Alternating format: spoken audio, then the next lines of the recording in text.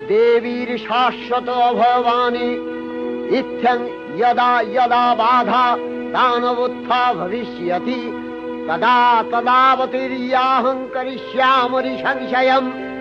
পূর্বকল্প অবসানের পর প্রলয়কালে সমস্ত জগৎ যখন কারণ সলিলে পরিণত হল, ভগবান বিষ্ণু অখিল শক্তি প্রভাব সংহত করে সেই কারণ সমুদ্রে রচিত অনন্ত শয্যা পরে যোগ নিদ্রায় হলেন অভিভূত।